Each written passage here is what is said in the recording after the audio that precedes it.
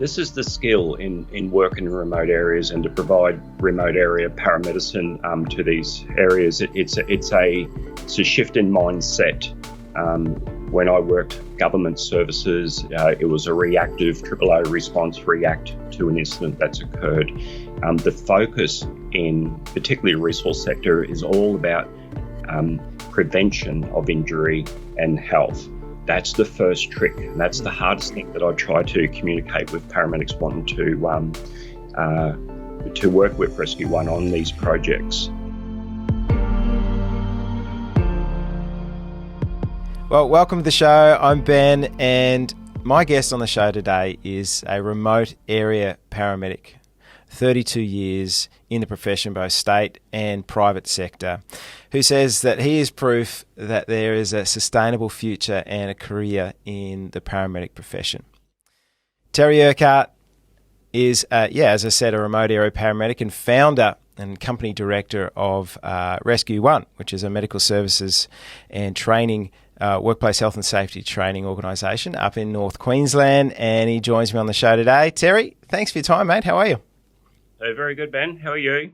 Thank you for having me. Oh, it's a pleasure, mate. It's a privilege to have you. Now, we all know that, you've got the title, right? But your wife, Janet, she's the brains of the operation up there. Yeah, absolutely. You guys have been operating Rescue-1 now for how many years? When did you start? I think 2003 was when we started Rescue-1 after leaving ambulance services. Wow, so that's almost 20 years now. It's 20 years, yes. It's gone very quick. Yeah. And so we're going to get into what you do, what a remote area paramedic does. You're obviously a registered paramedic, and I'd love to know too your journey from where you started to now, both with the business, but as you're in your role, and also some of the changes that you've seen as well. I really want to find out what a remote area paramedic does, and how the needs of the community and the industry have changed over the years, and it'd be great to get your insight into, for those maybe just starting out, thinking about the different areas and the diverse areas within the sector and where they could maybe see themselves. So to get real insight into that and get your perspective as somebody who's been decades in the industry. So Terry, could you give me an idea of the scope of the business up there, and maybe how many ambulances you have, and what your role entails? Oh, so we evolved. We started the business primarily as education, delivering the health training packages under the BET structure. We started Rescue-1 as I left the ambulance service, again, just to have that as our core business. And it was just a matter of being caught up at the right time, the right spot when the mining boom occurred. And a lot of people will still sort of remember those early days. And there was a tremendous need for private sector to fill a gap in the market to provide paramedical services on site to these companies establishing operations. So we started on what we refer as the Santos project. Initially, we purchased a ambulance vehicle. We customised that vehicle to suit the client's requirements, and that's how we started in the industry, and been there ever since. So that was quite a new role or a new service back then. Were you kind of sort of making it up as you go, or? We were all winging it. Yeah. There was no rule book. There was no scope of practice. There was no benchmark. We developed the role as the role progressed. Right. So till now, what does the company look like now? How has it grown, and what sort of clients and services do you offer? From the initial Queensland project that we have developed, we developed a fleet of very specialised four-wheel drive ambulances, and we provide services Australia-wide, all sectors. So every resource sector has different requirements. So we started on coal seam gas, From there, we went into pipeline construction development, and that took us all over Australia. We had a very large contract in Western Australia down near Laverton, where we constructed a 1,000-kilometre pipeline project. Required 3 paramedics on that job. We were spaced out on both ends and one in the middle. Each had their own ambulance, each had their own camp to provide services for. And progressively, as that project developed, we staged down until the job was completed. So from the gas days with the coal seam gas, we did become referred to as the pipeline paramedics. We got a very quick grasp of what their requirements were, and we fitted their model perfectly, and we customised our service to maximise what that client was requiring. All of our vehicles are customised towards the risk assessment of the particular project. So we work for a number of companies, Australian and international clients, to construct gas pipelines all over Australia. And we then entered into the coal industry. We were contracted by the largest operation in the Southern Hemisphere to kick off their requirements on a coal project.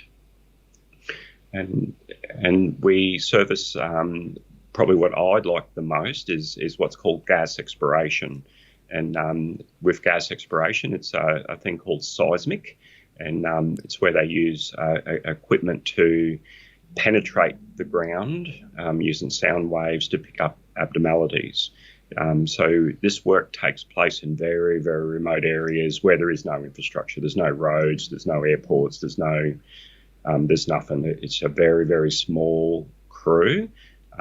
We're running on satellite navigation, and that directs us to where we need to be going. It's very interesting. It's a project that's done in stages, but always starts with cultural heritage, where we go in with TOs, and Rescue-1 provides the medical support for this first stage. It's where we identify very sacred sites. Their GPS, they're marked, they're referenced, they're photographed and documented. And it's a privilege to see these sites and artefacts throughout Australia. But it's very important that that's all identified and preserved for the next phase of the operation to come through, that ultimately finishes in production, where on behalf of their client, they produce a set of data for them that's shown that there is abnormalities in the ground that will lead on to a drilling program. The drilling then will identify what is it? Is it gas? Is it water? And that's called seismic. So that's a project that we're ready to start again next week, going back to where it all started. So we're further up the line from where we initially were with Santos, back on sort of coal seam gas type areas, exploring for gas deposits for a client. Wow, you get to see a lot of Australia in that role. You do, yes.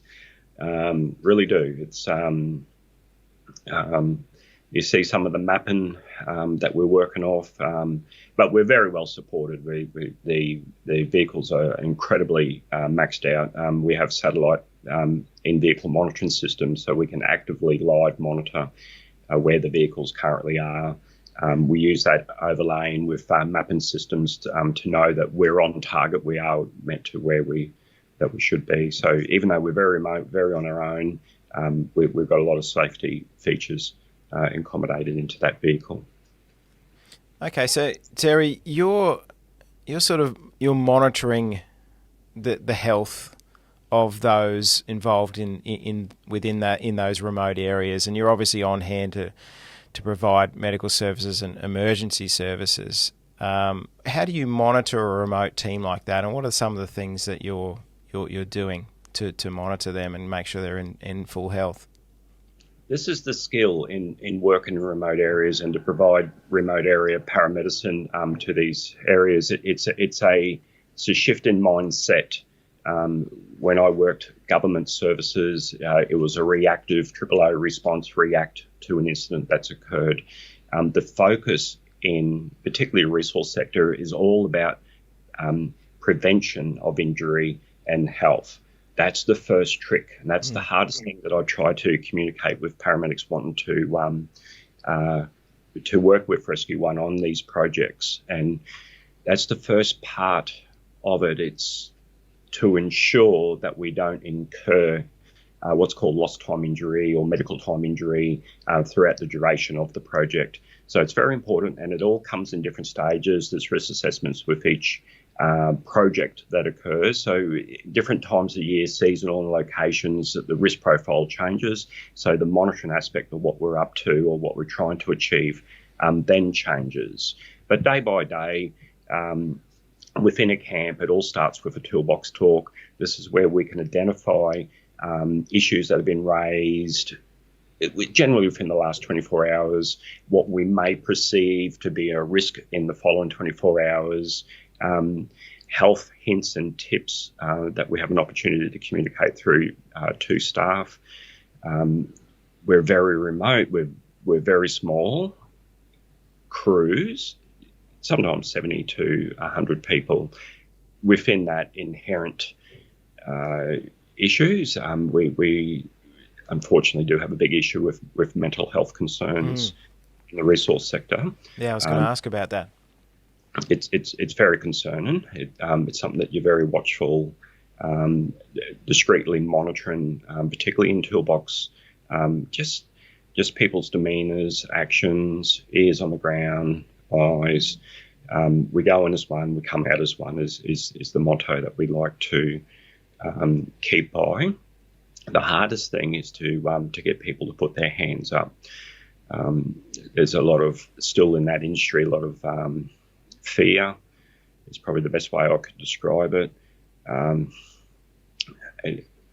There's a knowledge that you just can't hop on a bus and go home. It's taken 3 days to drive here by road. Everyone knows that. So they have this, how do I say, obligation that they feel that they need to soldier on for the love. But it can be quite concerning, and does sometimes take up a lot of our time in providing mental health support and monitoring. The big thing is to get the trust of the work crews. We are attached to safety. We're seen as safety, as opposed to being an independent health provider on site. It's just how it is in the industry. So there's a fear of what you say or what's heard by them is automatically brought back to the attention of management of that particular site. So the work to gain that trust and rapport is very, very important. Can't be understated. And to ensure that all of these needs are met. And by and large, too, we act as advocates for these people. We'll know when to intervene accordingly, and we'll work on a solution on behalf of that person that we may be looking out for, providing care for. That's the big one. Monitoring of hydration is huge, and it's very hard. A lot of people are not acclimatised to particular areas, and we do have a lot of issue, particularly with heat stress on projects. Some of these projects, we monitor the ground temperatures to be in excess of about 65 degrees temperature. There's still a production that they still want to occur, sort of day in, day out. So, monitoring of specific gravity levels on the urine, so we can put an accurate number to the level of hydration, so we know that we can start to work earlier and identify where we may have the potential for medical emergency to occur. So yes, you're right. As much as we've got to be there for the event of unexpected, the big focus of what we're doing is trying to prevent injury and health concerns developing on site. That's the hardest thing, and it's probably about the hardest skill that any remote area paramedic can bring. We're on our own. There is no backup. You've got to make very sound clinical judgments. You've got to be in a position that you're astute with your decisions. It's not a light decision to remove people off site. There's a level of monitoring and clinical presentation, clinical monitoring, and then that's probably about the hardest. So I hope that makes sense, Ben. What I'm hearing is like it's quite a different game to responding in an ambulance to an emergency and getting somebody to a hospital, which is commonly what people think of and the picture people have of what a paramedic does. This is all kind of prevention, and it's not only physical prevention of physical risks and things like that, but also the mental side of being in a remote situation. And some of the things and the monitoring aspects that you're talking about, these are quite advanced and very niche skills. So where does somebody, how did you learn these things and develop these things? Is there training, is there qualifications out there to become a remote area paramedic at this level? And then what I'd also like to know is what sort of team do you have that goes out there, and what levels of training do they possess? I think largely there's a very large gap in that education market. I think what you will see with paramedicine is a more holistic approach coming through, where you see community paramedicine come in, which is targeted towards primary healthcare. So that's where a lot of these skills are rested. You get the presentations, you get this, what's the skin rash, what's this abdominal pain, what's this that people will present to you constantly. So you're forever in that mindset of, identifying and monitoring, provisional diagnosis, differential diagnosis. What do I need to be potentially concerned about? What can I hold? What can I keep on site? And unfortunately, Ben, it's a learned experience. It's probably the best way I could ever describe. It's definitely knowing your client. It's definitely knowing the location of where you're working and how you can navigate yourself or across those areas. This is what's very hard to explain. And I think in some of our roles, we're camp-based. So when we're camp-based, we're running a medical clinic. We have, I pioneered telehealth services back with Santos, which was innovative at the time. And we featured on an ABC program explaining about telehealth into the mining sector. And that's where I used a online service provider, and it was Dr. James Freeman down in Tasmania. And it was a very unique approach, so we could provide GP services anytime, into a camp, but we needed to have that level of connection through, with data, Wi-Fi, internet. We're working in those roles as the eyes and ears. So sometimes the GP will ask us to perform a manoeuvre or use an otoscope and then, check ears and all sorts of things that used to occur. But equally, the ability to move that person from site is much easier than when you go onto an exploration project, and then everything changes again. So it's an evolving field. So if there was a need in a fixed camp to evac via RFDS, or in some places with a rescue helicopter, or simply get them out on the next transport swing, they're not life-threatening, they can go out on a commercial chartered aircraft per se to get further care and attention. It's an easier prospect. When it's in exploration, and particularly where we move, I say that all the time, we are a move and target. I don't know specifically where you are, and where I am today is very, very different to where we will relocate to the day after. So we're always scrambling, searching, considering that in the event that someone did have to be removed, how do we facilitate that? I think that there's a lot of avenue in community paramedicine, in structured and formal education roles. wound management, hydration management, back to the stuff that we used to provide within the old Queensland Ambulance Transport Brigade through casualty rooms. Okay. And a lot of outback stations. It was much the same. You're on your own, but we had quite a comprehensive level of skill set that was provided to us. But as that role of paramedic and paramedicine come in, it shifted then towards an acute care type setting and a responsive setting. So that targeted focus on managing STEMIs and sudden cardiac arrest become the norm, and everyone lost the peripheral that we used to do years ago. Mm. So what does your team look like? Resilient. Yeah, number one. Anything else, that one. Yep. And not resilient, they don't last. That's and there's no disrespect there. It's they're smart, they're clever. It's not just the skill of being a paramedic. It's not just the skill of fitting into the client's needs. They've been given equipment that they need to get in and they need to get out. So if there's an issue with the truck, they need to identify what is this issue. Can you change a fan belt? Can you check the fuses? More importantly, can you change a tyre? There's no RSEQ, there is no backup. It's all you. And so I would say that the best suited are definitely what I regard as resilient. Now, I try to avoid the word experience.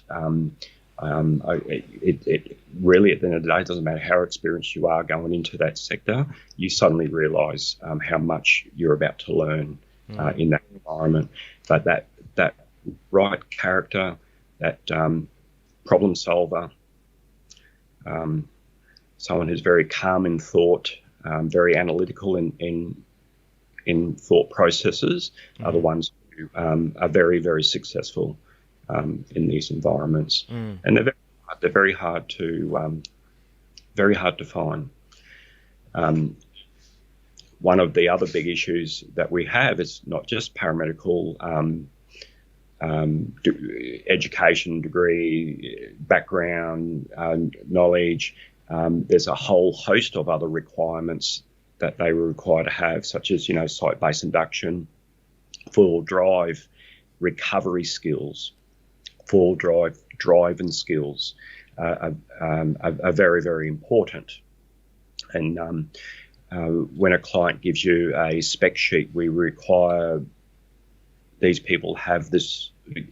It all needs to be in place, and they need to be very, very competent with it. And it's been another unfortunate experience that we've had, is that people had the qualifications but actually had no adequate training behind the qualification to prepare them. They're very quick to show you've got four-wheel drive training qualifications, but have never changed a tyre. And, right.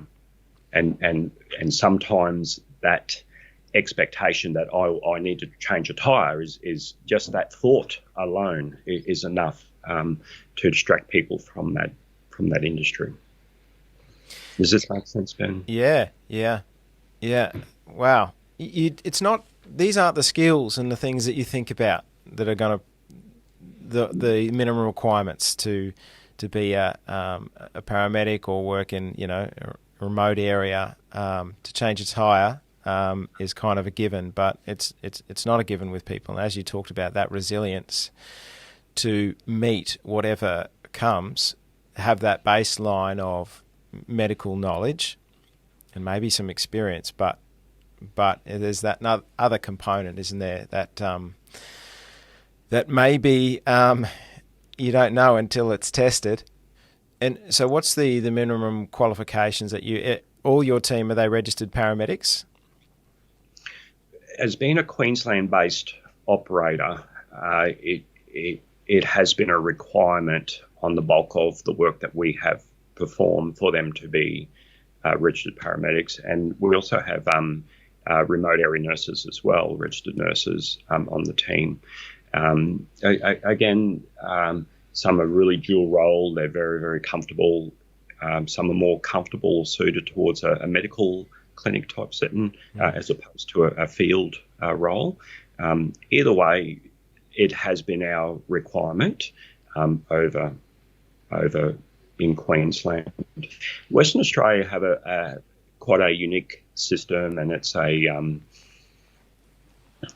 think it's quite clever how they operate.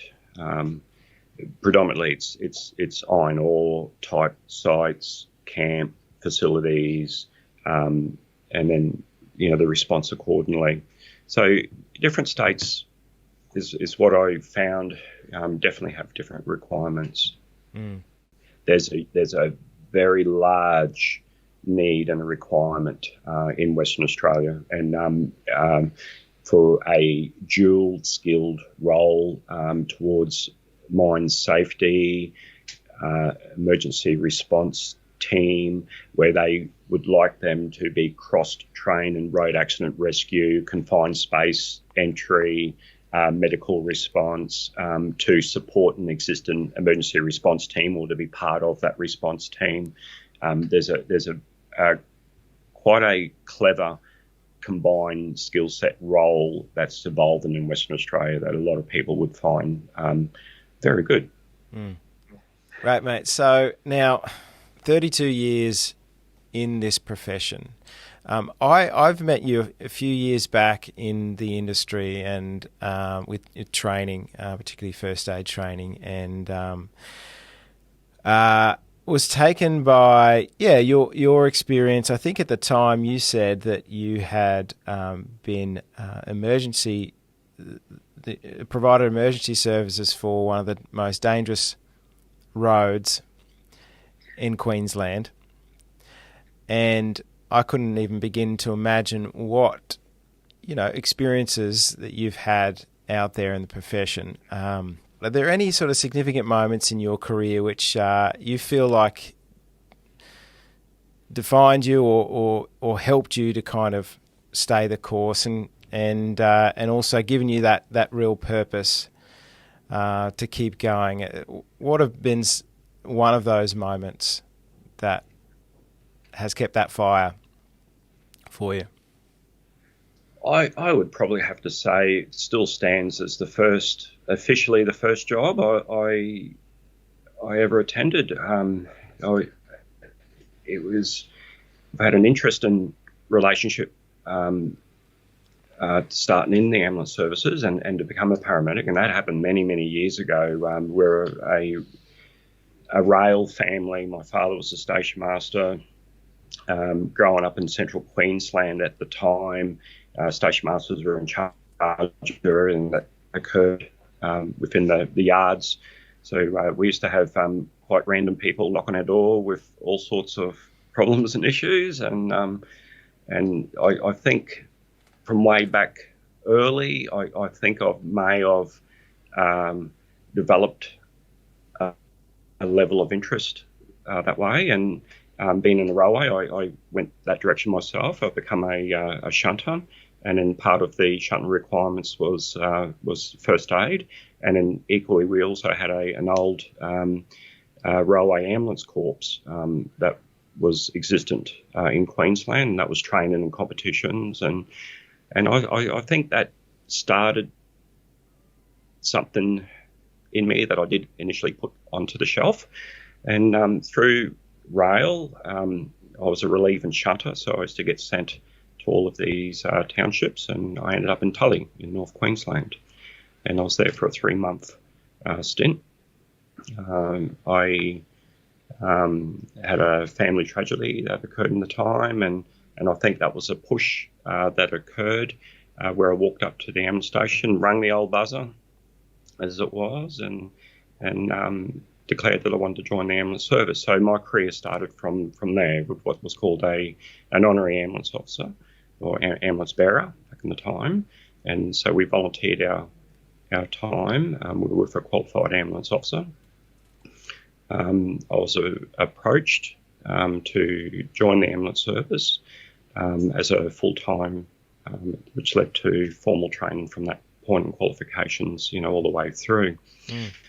It was very difficult. So in the time that I was an honorary, we had quite a significant aircraft accident that occurred, and we're on scene for a prolonged period of time.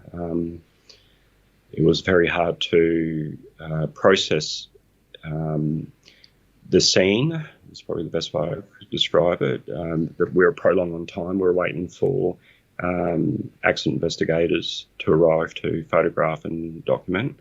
We had duties in those days, so we removed deceased from public areas. That was part of the role back in those days.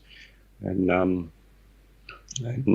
when that job was completed, I come back to the station, and I found it very difficult to understand what was occurring. So with the officers that I was with, one was processing his trauma through dark humour.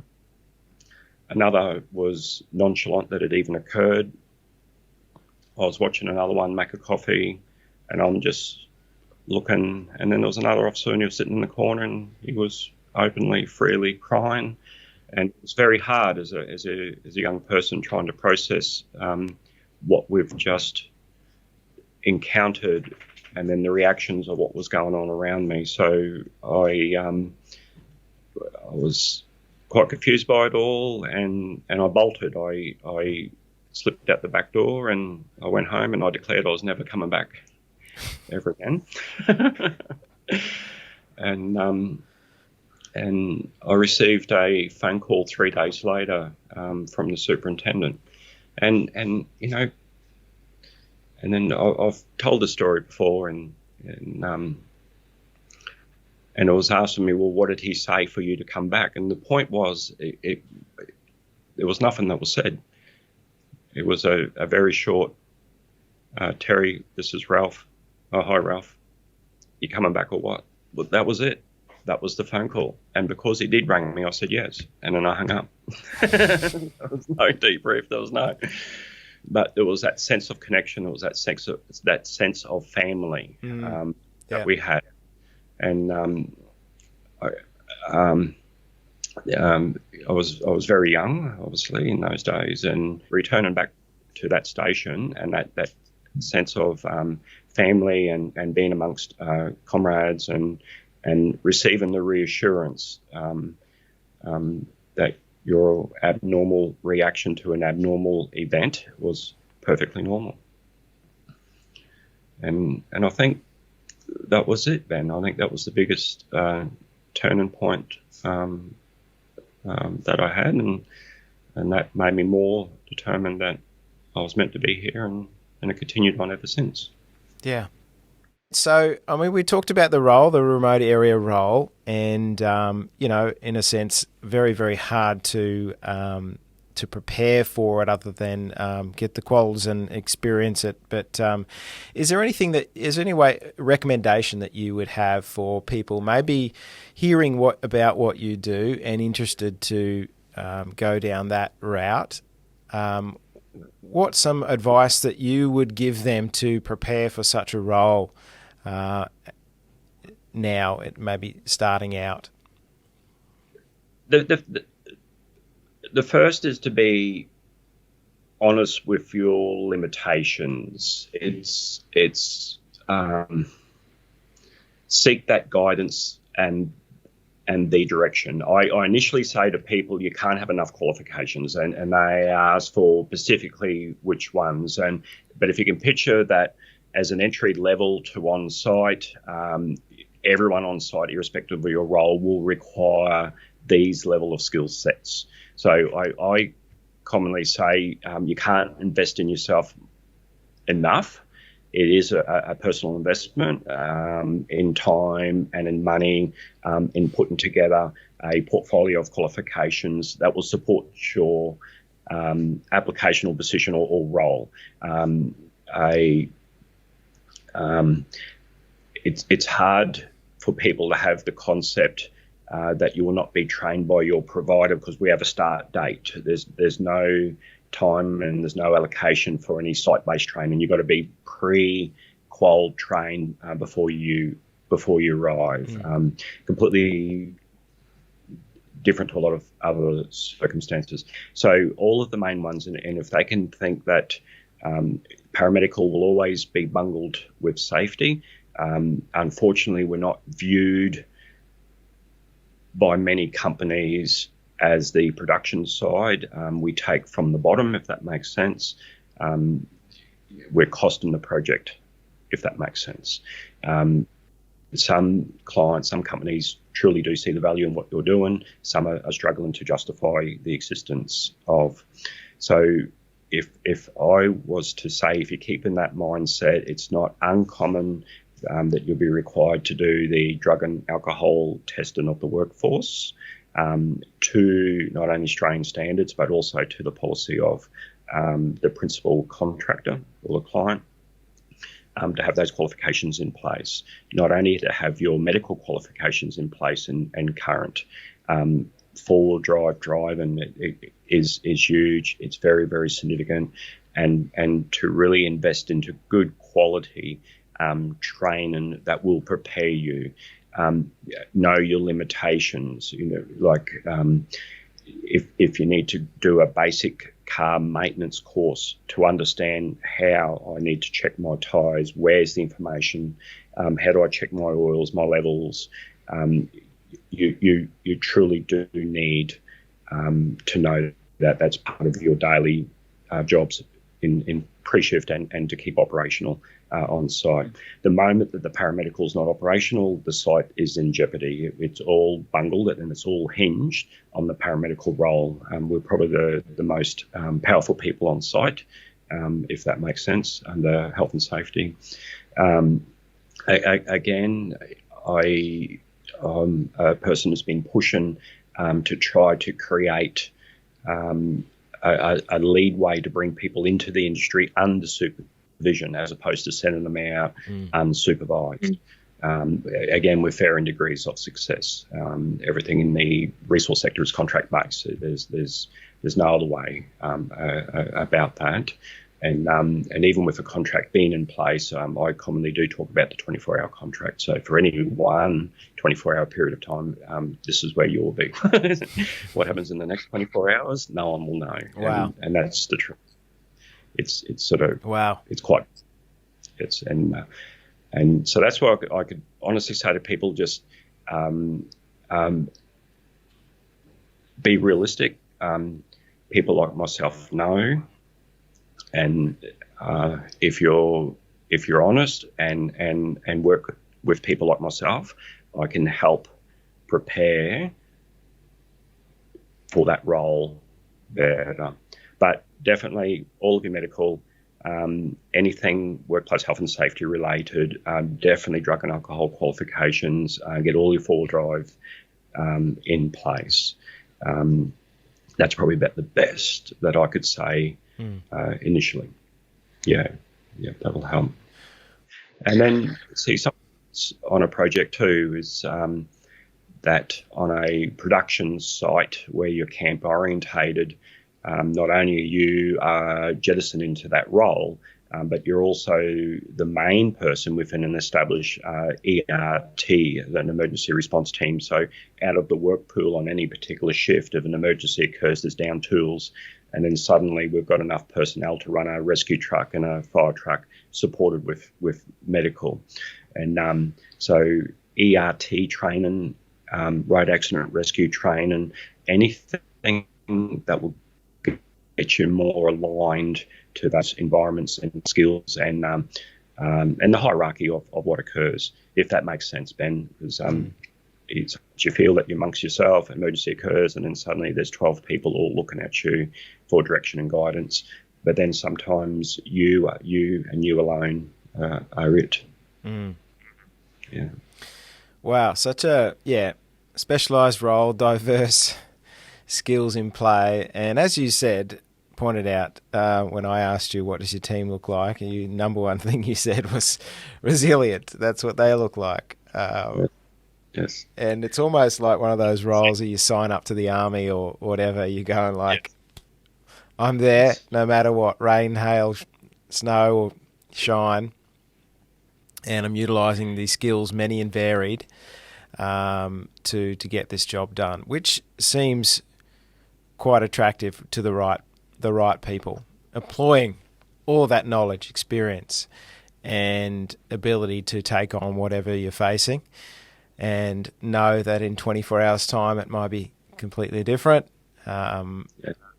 It could be quite a satisfying and rewarding career for the right people. Correct. I get a lot of personal satisfaction.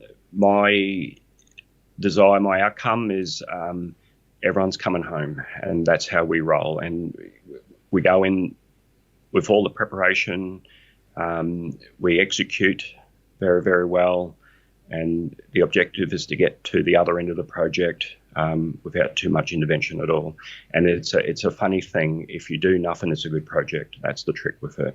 And the more that you can influence that role, that I'm not going to be in a position to try to look after an acute emergency and then to recover that emergency, if that makes sense, Ben. So if again, it's all coming back to that preemptive and preventative role. And, so when you see things that are unsafe, you can forward predict what an injury outcome could occur if you don't stand up and step up and then take action there and then to stop that from occurring. I hope that makes sense. So yeah. It's a different perspective. It's a complete different mindset we're working under. And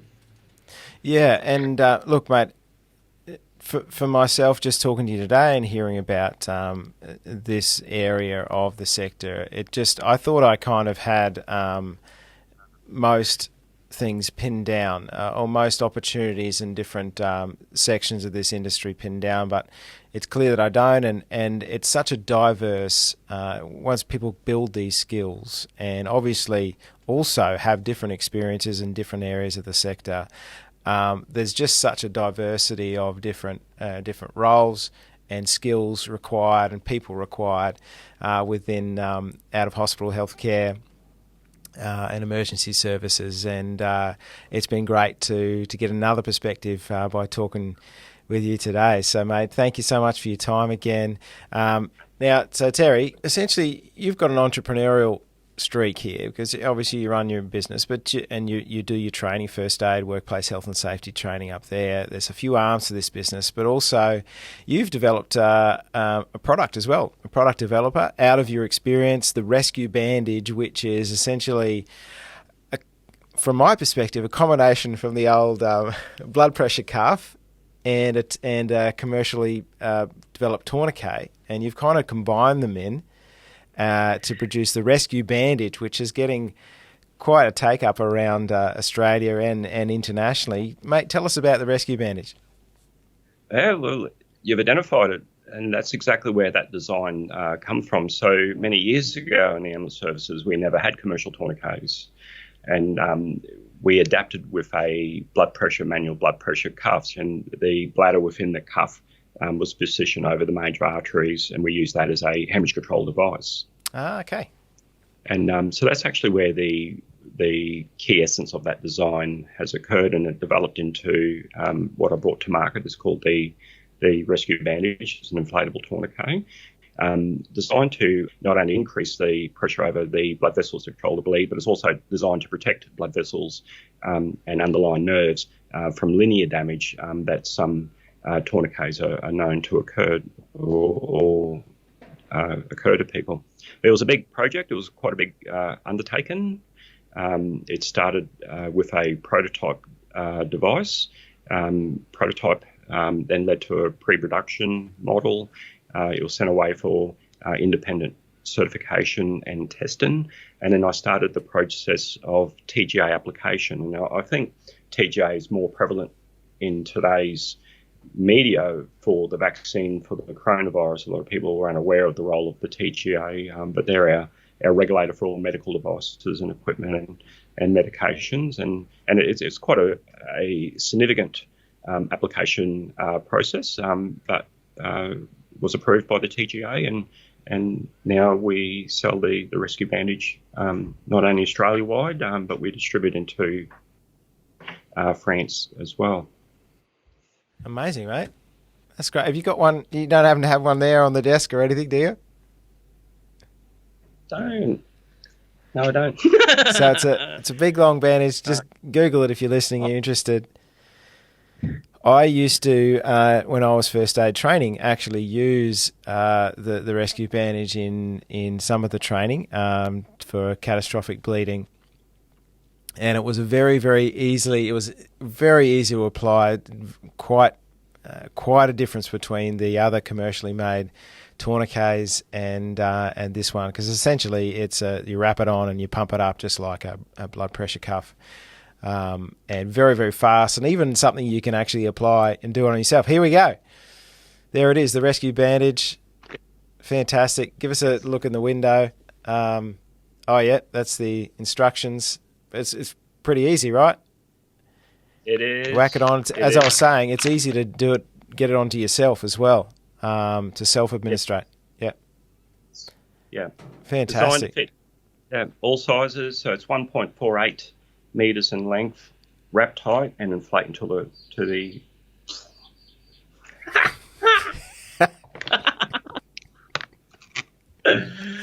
Fantastic. And it's a lot longer, obviously, so you can fit around the leg and things like that.